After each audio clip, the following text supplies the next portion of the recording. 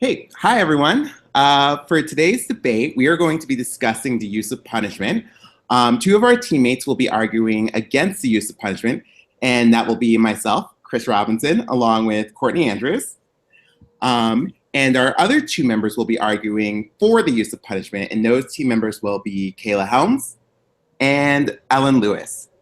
Okay, to kick us off, I want to start off by discussing the main goal of applied behavior analysis, which is to increase socially significant behavior. Whenever we are talking about increasing a behavior, we're talking about reinforcement. If there's one thing we know as behavior analysts, it's that reinforcement works. Basically, in behavioral terms, behavior, when followed by a reinforcing stimuli, is more likely to increase over time. Throughout this argument, Courtney and myself will be arguing against the use of punishment. During our time together, we will address considerations with the ethics code in the field of applied behavior analysis and how they apply to the right for effective treatment. We will also discuss the importance of the role of FBAs and play when examining behaviors, and we'll also address the importance of preference assessments and why we need to be sure of the reinforcer's effectiveness. One of the biggest issues that we see with punishment is that there's still a gap in the literature about the lasting effects of punishment. Lastly, our time together will be spent reflecting on the history of punishment with some basic discussion of its clinical use and how it relates to the Individuals with Disabilities Act, also known as IDEA.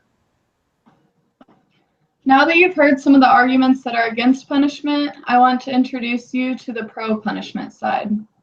Some people think that punishment is a negative thing with the purpose of harming a child, but this isn't the case. According to Meadows 2011, punishment is when a response is followed immediately by a stimulus change that decreases the future frequency of similar responses. This basically means that something is done to reduce a behavior. For example, if a child hits his sister while they are swinging together, he must go to his room for 3 minutes. And this leads to him hitting his sister less. Individuals in the field of ABA are ethically required to utilize punishment interventions only after careful consideration, and consent from the parent or child is required. Also, punishment is typically only used after reinforcement-based options have proven ineffective.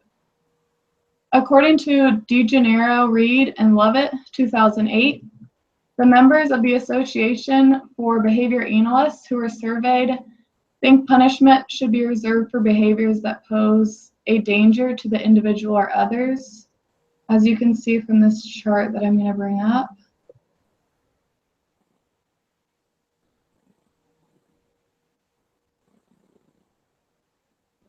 So this chart talks about some of their views on the ethics of punishment.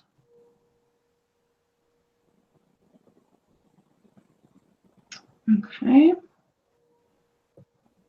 Behavior analysts are required to follow ethical codes and guidelines that keep the client safe from harm and ensure that they're in the least restrictive environment. So any punishment procedures are well thought out and are closely monitored, and the child's best interests are considered each step of the way. Ellen and I will be discussing several findings on punishment and some of the benefits of punishment-based procedures. So we'll talk about how punishment can lead to more immediate change in behavior and how this is beneficial for extreme behaviors such as SIB. We will also discuss Ethical Code 2.09, which states that clients have a right to effective treatment. Some other topics we'll bring up on the pro-punishment side are fading punishment, using punishment alongside other interventions, closely monitoring any punishment procedures, the lasting effects of punishment, and some different levels of punishment. We will also provide examples of positive and negative punishment and the impact that those interventions had. Punishment-based procedures can if ethical guidelines are followed, and they have proven to be an effective way to reduce many behaviors. Okay, I will start by talking about punishment being the last resort. According to Ethics Code 4.08, behavior analysts should recommend reinforcement rather than punishment whenever possible due to the fact that punishment can produce negative side effects. The only event in which punishment should be used first would be in a very rare circumstance where the individual could be in a life-threatening situation due to their problem behavior. According to Section C of this code, before a behavior analyst implements a punishment-based procedure, they need to ensure that the correct steps have been taken to implement reinforcement-based procedures first, and only implement aversive procedures if the problem behavior is severe and needs immediate action. Even in these situations, before implementing aversive procedures, the behavior analyst should consider any biological or medical factors that could be causing these problem behaviors. If an analyst is going to use a punishment procedure, Section D of this code requires that this individual has had training and supervision on this procedure and must consistently evaluate the effectiveness and immediately discontinue the use of this procedure if it produces any negative side effects or is showing to be ineffective.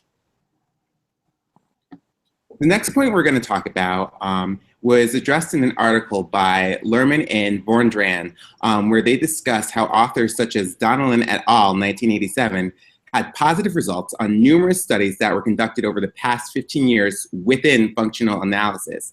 Each author found that through this process, the function of problem behavior can be determined, and with this information, the development of treatments based on extinction, reinforcement, and other behavior analytic technologies such as DROs, DRAs, and DRIs.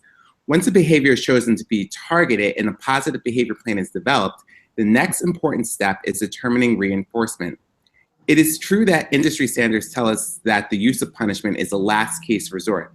However, one thing that should be especially considered within applied behavior analysis before stating that reinforcement doesn't work is determining the effectiveness of the reinforcer that was previously being used. Many times when reinforcement is not seen as effective, it is because the reinforcer that was chosen is not truly reinforcing. In behavioral terms, a reinforcer increases the likelihood of a behavior happening. So if the targeted behavior is not increasing, we need to consider things such as, is the individual satiated on the chosen reinforcer? And was there a proper preference assessment conducted? Or when was the last time a preference assessment was conducted? By addressing these questions, punishment can be avoided. And those are some great points that you bring up, Chris. However, I did want to ask, because sometimes we don't have the time to evaluate reinforcers. What do you do in the case of extreme behavior such as self-injurious behavior or aggression when there's not really the time to try that many different things? Yeah, that's a great question.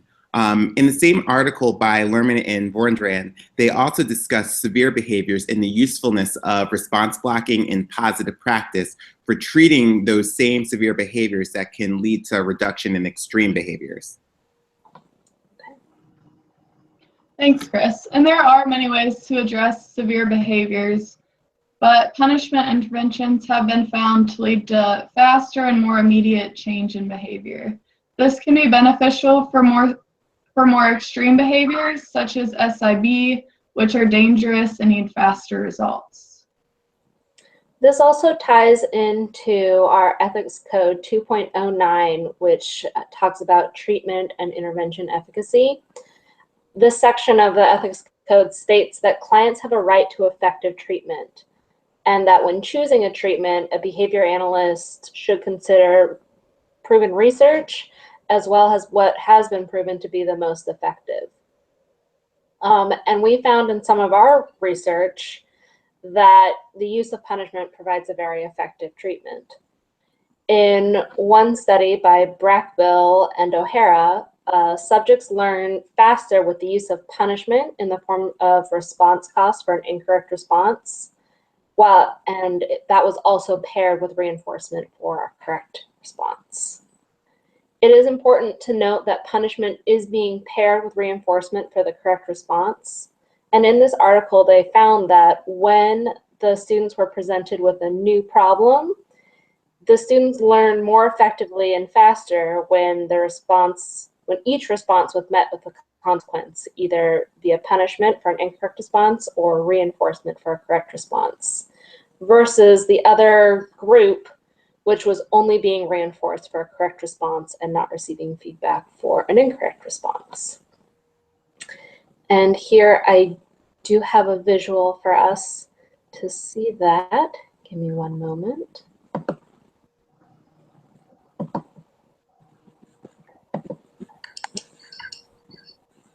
Let's see. So here you can see in each criterion, the first criterion was the number of trials to eliminate a box that was never reinforced. And you can see the group that was receiving reinforcement and punishment. It took them an average of 32 trials to eliminate that box versus the group that received reinforcement alone. It took them an average of 70 trials to eliminate that box.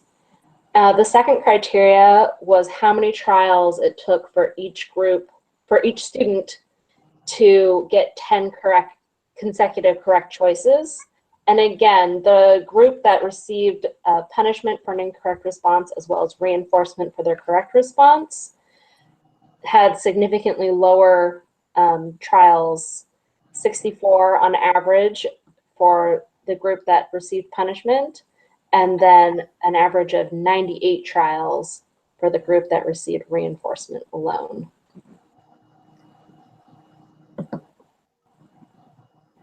Okay, and then,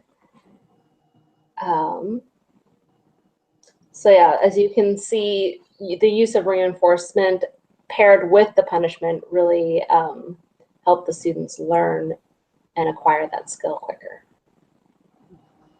Quick question. How do you apply a systematic way to fade the punishment, and what happens if the behavior does not decrease? Absolutely, those are great questions. And I'm going to address your second question first. If the behavior is not decreasing, then the intervention is not working. Just as we would do with a reinforcement-based intervention, if we're not seeing results in the behavior, in any change in the behavior, then we can safely say that that intervention is not being effective and that it should be reevaluated.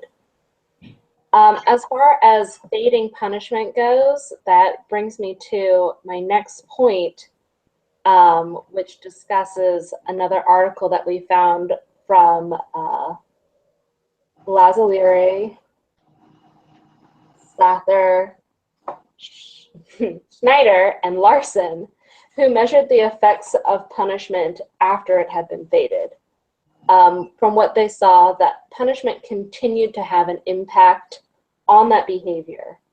In this study, they found that parents who were working with disruptive behavior, they were measuring the effect of reasoning alone to reduce that behavior, or reasoning paired with punishment. And parents who are using reasoning alone, this was much more effective if punishment had been used in the past. So even once the punishment had been faded and parents were no longer using it, that continued to have an effect, a decrease on the behavior. And just one more question. How much training did these parents in the study receive for implementing punishment and fading it? And will the typical caregiver have the same amount of knowledge on these procedures? Right, and the parents in this study, they were trained to implement their punishment by reviewing written definitions of 21 parental disciplinary techniques. And then they watched a video which had role plays of these techniques and then practiced identifying which one they're reviewing. We feel that this is a very minimal amount of training. While it may not be at first information that a typical parent would have, it is a training that the typical parent could access easily. However, training for fading in the study was not part of their training. Parents weren't trained to fade the punishment, and the researchers simply observed this to occur more naturally as the behavior changed. Great. Well, this segues us into another topic I would like to discuss. There is a lack of research in certain areas of punishment. We should know as much as we can about the effects of an intervention before implementing it. And this specifically addresses Ethics Code 2.08. Capaldi et al. Did some important research where results showed that prior experience with the punishing stimulus, either contingently or non-contingently, can decrease the behavior sensitivity to punishment. For example, research findings with rats indicate that exposure to intermittent punishment with shock decreases the effects of continuous punishment with shock, even when several days or weeks lapse between intermittent and continuous punishment. Exposure to intermittent schedules of reinforcement and punishment is typical in a natural environment. Consequences are often delivered on intermittent schedules because it's difficult for parents and teachers to reinforce or punish every occurrence of a behavior. Basic findings indicate that history with intermittent punishment may complicate treatment success in these cases, such that more intense punishers will be required to suppress behavior effectively. Another area we are lacking knowledge or research is on basic and applied studies on punishment, where the long-term effects of maintenance, generalization, and side effects of punishment are evaluated. This is extremely important because the extent to which punishment effects are maintained over time, transfer across settings and contexts, and produce changes in other behavior has significant implications for treatment involving punishment. And I will continue to discuss the different areas that still need to be researched regarding punishment. There are many areas that still need to be researched in regards to punishment procedures. Some of these areas that were discussed in the article on the status of knowledge for using punishment implications for treating behavior disorders are the different factors that may influence the effects of punishment on problem behavior, identifying ways to enhance the effectiveness of less intrusive punishment procedures, how to reduce undesirable aspects of punishment, and how to successfully fade treatment that is using punishment. Other areas that would also be beneficial to continue researching are ways to improve the efficacy of punishment rather than doing more comparative studies of reinforcement versus punishment, the effectiveness of conditioned punishers, and the efficacy of pairing different types of stimuli with more common socially acceptable forms of punishment, the side effects of reinforcement schedule or density on the outcome of treatment with punishment, and the parameters under which a reinforcement schedule is and is not an important factor when treating problem behavior with punishment. My next point is something that I think is important for parents and teachers and other professionals to realize, and that is that punishment is rarely used in isolation. Instead, it's typically used in addition to other interventions, which increases the effectiveness of the procedure. Many of the articles we looked at paired punishment with reinforcement, and ABA often puts maladaptive behaviors on extinction while reinforcing appropriate behaviors. Hanley, Piazza, Fisher, and Maglieri, 2005, evaluated the use of functional communication training with and without a punishment component. The problem behaviors for one child were self-injury, aggression, and disruption. The other child exhibited some aggression. The children were taught to request attention by holding up a card that said, "Play," or by saying, "Attention, please," or "Excuse me," or the functional communication training portion. The therapist then delivered 20 seconds of attention through verbal praise and interactive play, and problem behaviors were put on extinction with no differential consequence occurring. When the punishment component was added, each instance of problem behavior resulted in a 30-second hands-down procedure for one child, where the therapist stood behind him and held his hands to his sides, and a 30-second hands-down and a visual screen procedure for the other child, in which the therapist stood behind her, placed one arm over her arms while placing the other hand over her eyes. Functional communication training plus punishment was more effective in reducing problem behavior. Additionally, the children preferred functional communication training plus punishment. And I'll show here. So in the first graph, it shows how with the addition of punishment, the behaviors went down more than with just functional communication training. And the second graph here talks about or shows that the children were more likely to press a switch to choose the functional communication training plus punishment versus just one or the other.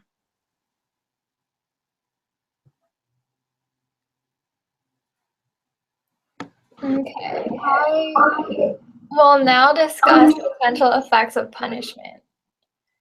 When using punishment procedures, there is a chance that it can cause some negative side effects. Some of these negative side effects are an increase in aggression, negative emotional reactions, escape and avoidance responding. The individual may start avoiding both the setting they were punished in and the individual who implemented the punishment procedure.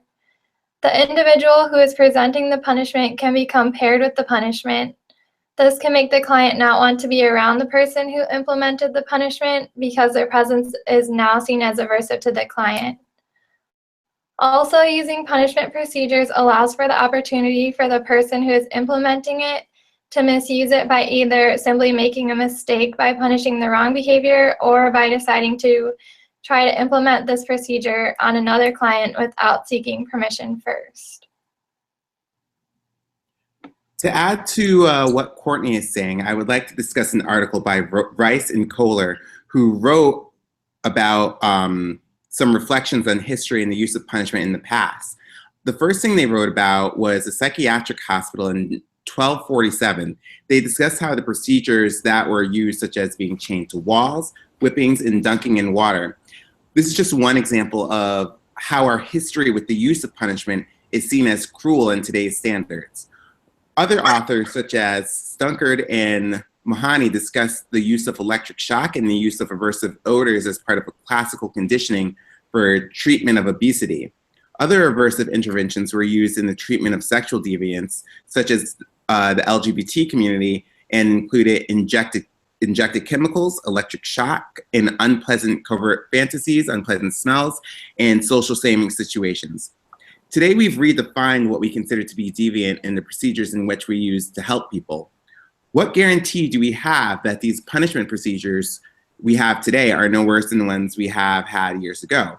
According to Lorman and O'Rourke, despite the philosophical shift in increasing empirical support for positive-based practices, students with disabilities continue to be at risk for exposure to aversive interventions. One piece of legislation put into place in recent years is IDEA, and under the Individuals with Disabilities Education Act, students have due process rights, which include educational programming and placement. I will go more into detail about IDEA and how it serves these students a little later on in our argument. Thank you, Chris, for bringing up those points. Like you mentioned, unfortunately, the use of punishment in ABA has a bit of a bad history of getting out of control.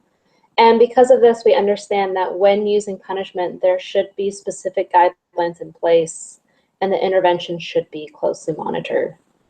In the Lazzoliri article, in their study, during that study, families had cameras installed in their homes to observe the implementation of that intervention.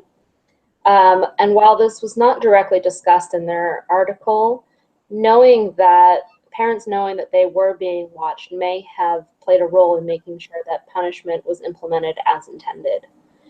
It is also important to outline what specific behavior will lead to what specific punishment. We are definitely not promoting punishment being a judgment call. There should be specific guidelines for these interventions. I also want to discuss the lasting effects of punishment. There is often a concern brought up when discussing punishment about what lasting effects this will have. Our research actually showed some positive lasting effects. In Lazzoliri et al. Study, This also included a longitudinal study that was conducted 20 months after their initial study. In this, they observed that using punishment resulted in more lasting effects than just reasoning alone, or when the other group did not use punishment. And as I had mentioned before, even after the punishment had been faded, reasoning alone was more effective if punishment had been used in the past for that behavior. And I have a few questions for you. So, how many studies have yielded the same result, and is there a way to measure emotional responses? Unfortunately, many of the studies which we found did not include a longitudinal portion, so there weren't any, we weren't able to find much about the lasting effects other than that article. And again, unfortunately, many of the studies that we found did not include any measure of emotional response. Okay, great. The next area that I'd like to discuss is IDEA. There are provisions in the Individualized Education Plan that addresses the area of behavior intervention. But in states that allow corporal punishment, students are still at risk. Section 504 of the Rehabilitation Act of 1973 protects students from discrimination because of their disabilities, but offers little protection when students are the recipients of corporal punishment. Such was the case for an Alabama 9th grader with a hearing impairment. He turned around in his desk to assist a classmate. When he did not hear and comply with the teacher's instruction to face forward, the teacher headbutted him. The federal trial court in Alabama dismissed the claim in light of available civil and criminal remedies in the host state. The court concluded that the plaintiff parents had failed to allege facts that sufficiently supported a charge that the teacher's decision to headbutt the student was based on his disability. In the article, The Case Law on Aversive Interventions for Students with Disabilities, Lorman, O'Rourke, and Zirkal discussed numerous cases where parents filed suit where they believed aversive interventions were administered in such a way that their child's due process rights had been violated. Cases varied from teachers using hot sauce to curb pica to the spankings of students with a social emotional disorder. Parents received a favorable ruling only 35% of the cases documented in the article. One of the dangers the authors Rice and Kohler see in using aversive interventions with individuals with disabilities is their understanding of what is happening to them. In one case, a girl had an IQ of 50 and she was terrified of the bathroom.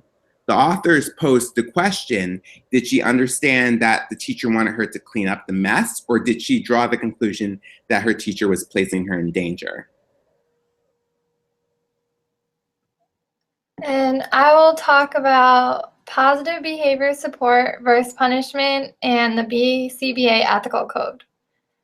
In the article, Aversive Intervention Research and Reflection, it was stated that the Council for Exceptional Children, the American Association on Mental Retardation, and the Association for Persons with Severe Handicaps all supported less intrusive methods of intervention, asserting their effectiveness without negative side effects. When looking at positive behavior support versus punishment, one of the main advantages of the positive behavior support is that through the use of the functional behavior analysis, the function of the behavior is determined and an appropriate behavior that serves the same function will be reinforced. This will decrease the use of the problem behavior and increase the more appropriate behavior without causing any negative side effects, and the individual is still able to access whatever reinforcer they were looking for by engaging in the problem behavior. When using punishment, the individual is merely being taught what not to do, and they are not being taught more appropriate replacement behaviors. If positive behaviors want to be taught, some form of reinforcement will need to be used. Using positive behavior supports is also in compliance with Ethical Code 4.09, which states, behavior analysts review and appraise the restrictiveness of procedures and always recommend the least restrictive procedure likely to be effective. This code directs analysts to follow 3 steps. To use the least restrictive methods, they do not interfere with the client's ability to contact reinforcement, and to provide the client freedom of choice. If punishment is being used, the analyst will need to go over this code and ensure they will not be violating any part of it.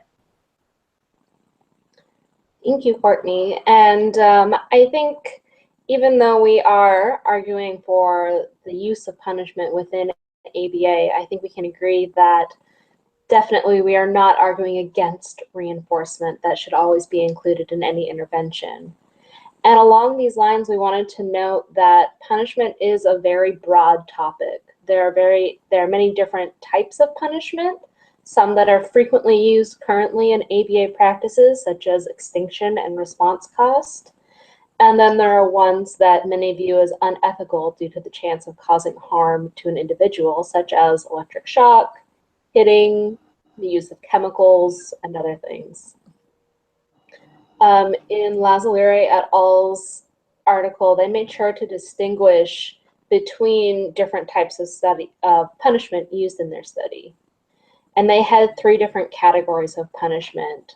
One was non-corporal punishment, which included interventions such as timeout and a withdrawal of privileges.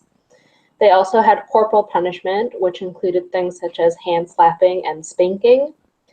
And then they also had a category which they deemed other corporal punishment, which was excluded from other punishment techniques because these techniques were deemed to be potentially abusive. And so they wanted to separate those from what other punishment techniques they had been observed. Now that we've discussed some of the levels of punishment and some pros and cons of punishment, I want to give a few examples of punishment being implemented. Both positive and negative punishment are utilized to decrease problem behaviors, and both methods have proven effective. Positive punishment occurs when something is added.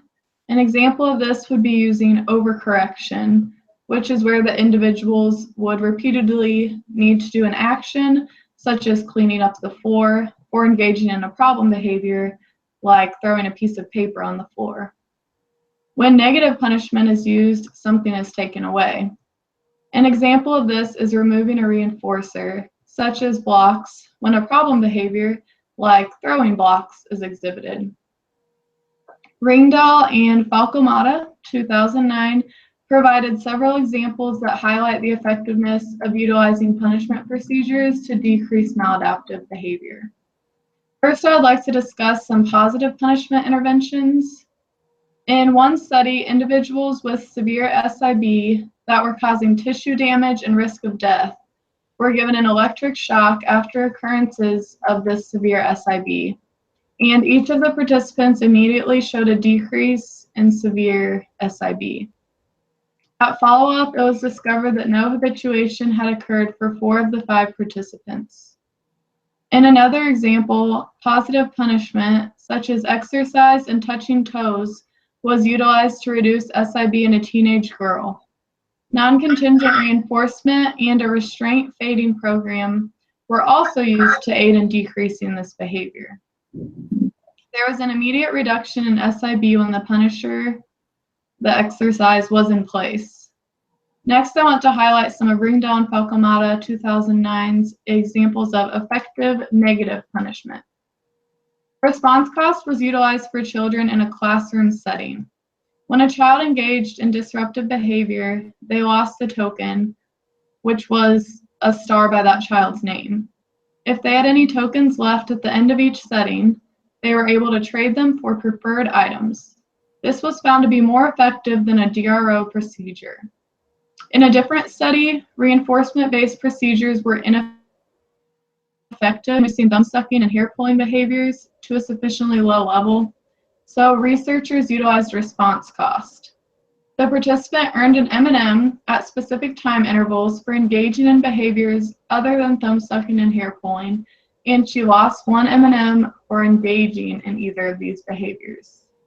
There was an immediate reduction in both thumb sucking and hair pulling following the implementation of this intervention. Timeout from reinforcement is another form of negative punishment. It was utilized to reduce elopement that was maintained by adult attention.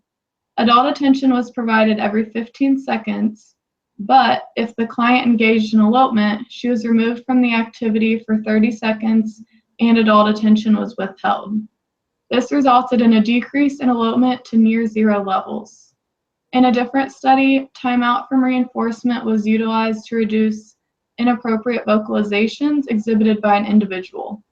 The researchers identified a highly preferred activity, listening to the radio, and access to this reinforcer was interrupted for a specified time after inappropriate vocalizations were emitted. This intervention resulted in an almost immediate reduction in the target behavior. Those are just a few examples of some effective punishment procedures. Okay, and to end our debate, I will ask some common questions about punishment. So the first question is, how might misunderstandings of the meaning of the word punishment in lay language as compared to behavior analytic terminology bias individuals on the use of punishment procedures and whether or not they are considered ethical? That's a great question that I'd like to address. One of the things that both sides have done a great job highlighting is the definitions of what is a punisher and what is a reinforcer.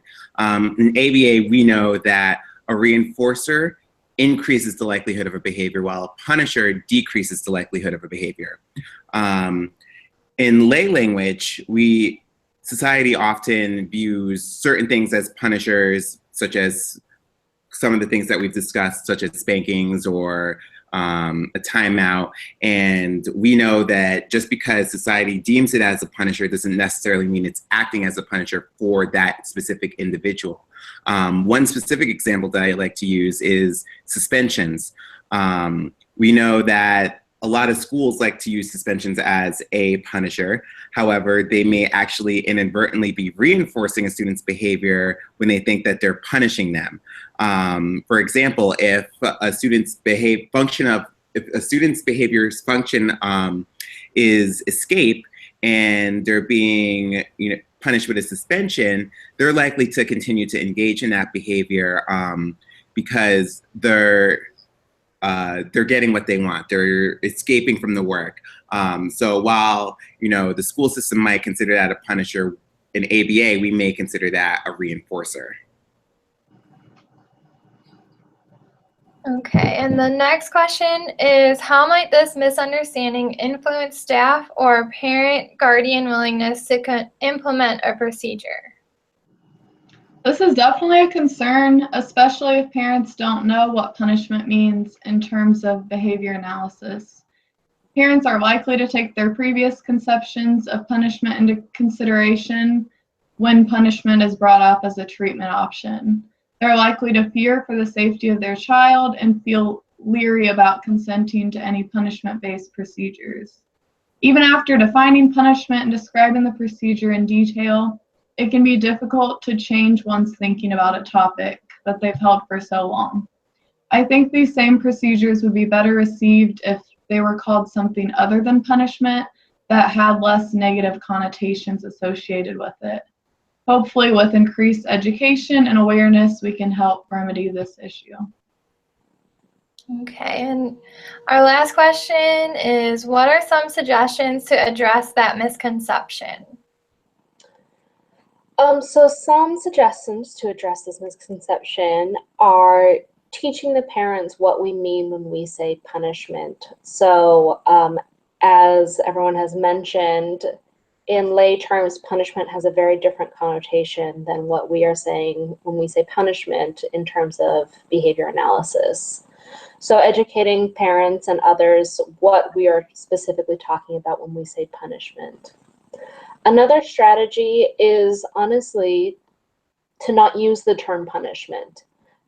Instead of saying, hey, we're gonna punish your kid, you can describe exactly, specifically what procedure you're going to be using instead of saying punishment as a broad term. So for example, if you want to implement a response cost, which is a type of punishment, in response to aggressive behavior. So telling the parents like, hey, we would like to implement this procedure where your child is earning tokens, they're being reinforced for good behavior, for sitting appropriately, not engaging in aggression, but anytime they do engage in aggression, they will lose 1 token. And many times when the procedure is described and the parents are like, okay, that makes sense. There should be a consequence for those actions. Then people are more comfortable with that. And that is the conclusion of our debate. Thank you so much for watching, and we hope that this helped you to understand some of the research regarding the use of punishment and the pros and cons of using these techniques in ABA. Thank you.